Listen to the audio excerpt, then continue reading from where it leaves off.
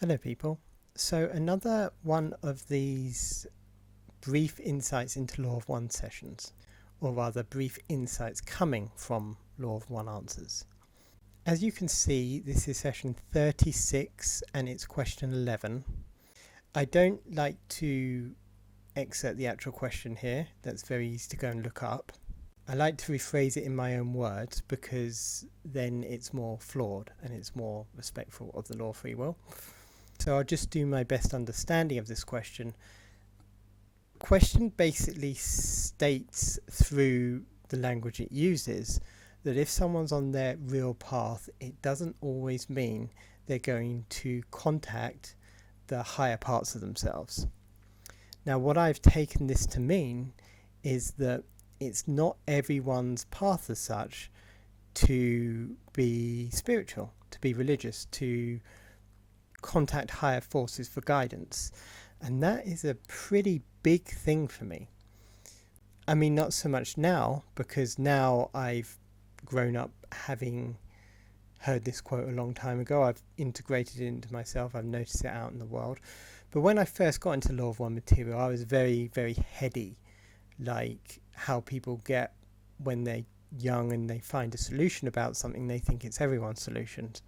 So I had an almost evangelical perspective, and even if I didn't, well, I did actually at some points, but even if I didn't actively push my views on others, I believe strongly that those views were right and that other people should often do those things. But let's consider what this really means. If it's not everyone's path to contact higher beings, it's not everyone's path to be religious, it's not everyone's path to be spiritual, most likely, it just opens up a lot of interesting thoughts and questions for someone that is spiritually inclined. And in its own way, this is indirectly a benefit as such. There's a very good aspect to this. The good aspect of this is that we all have to judge others in some way. The reason we have to judge others is because we have to determine if they're a danger to us. Amoral people are a danger. Even if they're not doing anything specifically dangerous at this time, they are a general danger.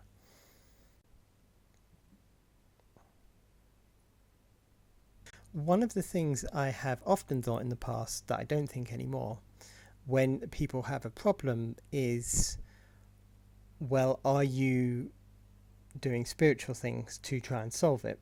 Because I believe, as is talked about in the Law of One and other channelings from that same group, that there are positive entities always surrounding us, always ready to help. And that's why Christians pray frequently, as an example. So what I've often thought when people are not able to help themselves is, are you willing to let go of your skepticism of spiritual and religious ideas and ask for help from celestial forces? Because if you're not, then you are refusing to help yourself in a sense.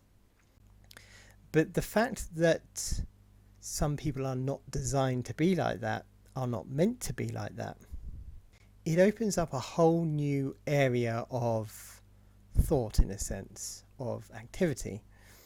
And one of the things that I got from a philosopher is that if someone isn't trying to better their lives through religion, then are they trying to better their lives through applying philosophy or trying to improve their lives in some other way? Very often it seemed to me, in relation to people that have rejected religious and spiritual ideas, that they simply don't want to be good people. They don't want to be virtuous people. And so one of the questions you can ask, or anyone can ask, or even think, because when you're relating to others, you don't have to beat them in an argument, but if they are doing something crappy, it's a good method to have how you would win such an argument in your head, so you don't have to make too many concessions. People will take the position of victim and argue, make the case very strongly that they need to be given attention, help, resources. But if you have it in your mind an argument as to why they're actually behaving immorally, then you are less vulnerable to believing in that kind of thing. So as I've said, one of the things that you can say to someone like that, if somebody is rejecting religion and spiritual beliefs, what are you doing to better your life? What philosophy are you following? If you don't believe in religion, in God, do you believe in any of the philosophies against that? What is your reason for not believing that?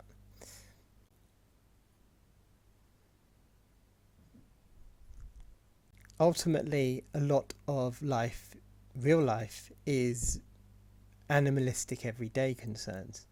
And it's these sorts of areas that lead us to have to deal with this. It would be a very simple world if everybody was meant to be Christian. It would just be too simple. But that isn't the world. Some people have something else that they're dealing with. And I believe that's reflected in this quote. Anyway, thank you for listening.